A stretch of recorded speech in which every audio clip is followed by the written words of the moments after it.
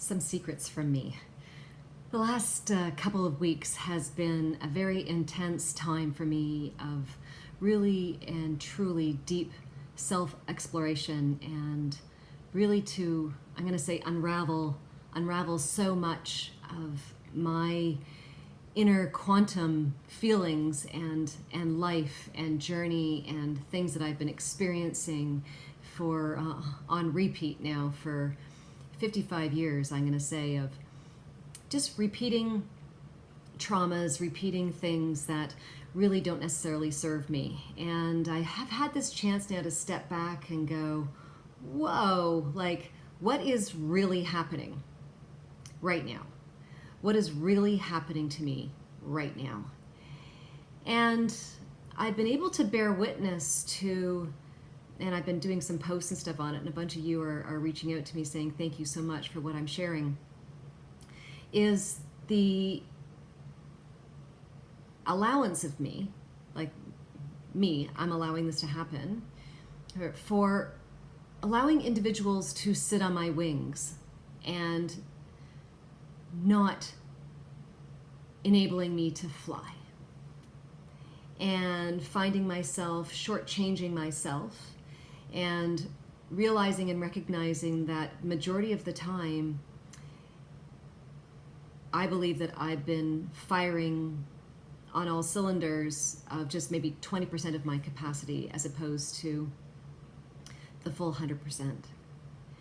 And there's this negative self-talk that goes on in a lot of our minds. And I think a lot of us do experience this, right? So we can't blame others for our shortcomings and things that we haven't achieved in our life. So what I'm trying to get at here is recognizing the blame game helps nobody, does not help me, does not help the other people that I'm potentially blaming or the story that I am blaming. And for me to be able to move forward, I have to let that stuff go and recognize that I am the person that has been shortchanging myself all along and allowing myself to shrink. I have my whole life allowed others to influence me, and my life and my passion and my dream and my things that I want to accomplish so badly in my life. And I have allowed myself to shrink because of how other people feel about me, because of what other people might say, how they might act, how they might do, how they might play me. It could be just even as simple too as a negative comment on social media, but it goes deeper than that. It goes deeper to my relationships too that are around me. And once I've realized this now, and I've realized that I'm the person that's in control of my life. I mean, we all say that, right? You know, you got this, girl, you're in control of your life, you've got this. But really to actually understand that there is no one else living your life. No one else at all whatsoever.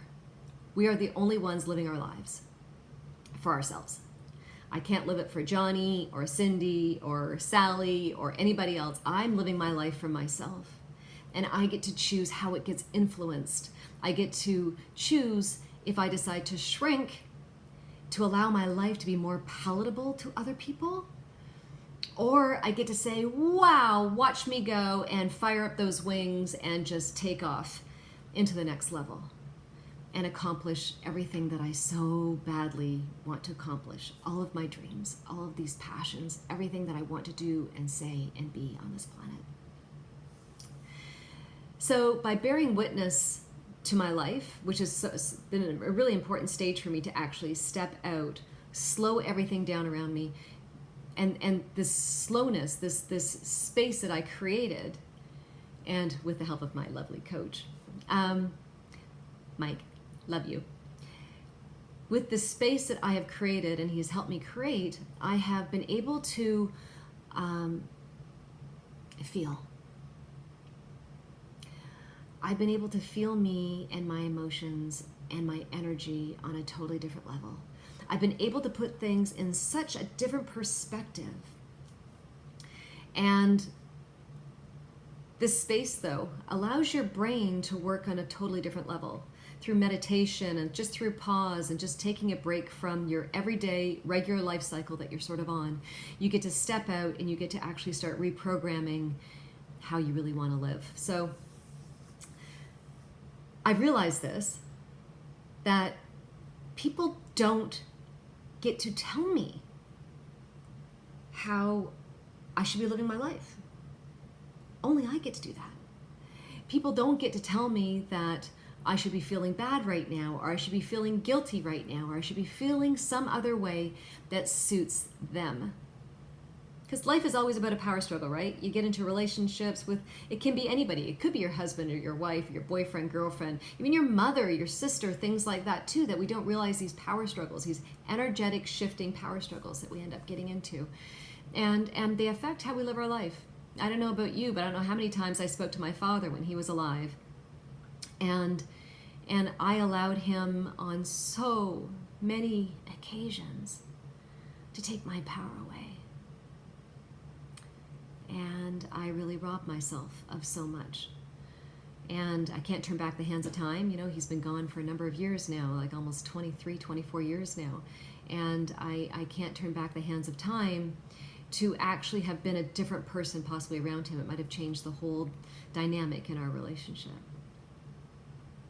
So anyways, I just wanted to say that about us thinking that we have to be, and we feel that we have to be accountable to other people's energy, and it's simply not true. The truth of the matter is we can only be accountable to ourselves. It's the only thing that matters at the end of the day. And you know what? I'm making this video right now and I might just go, oh, and you never hear from me again because my heart just decides to stop working. Or I took my last breath and then that's it. Because I do this by myself too. We have to realize that this life we have is so valuable. And we are the only ones that can give ourselves permission to live it the way that we want to, the way that we need to. That desire, that fire that's deep within ourselves is the only thing that is important. And that is what you have to honor.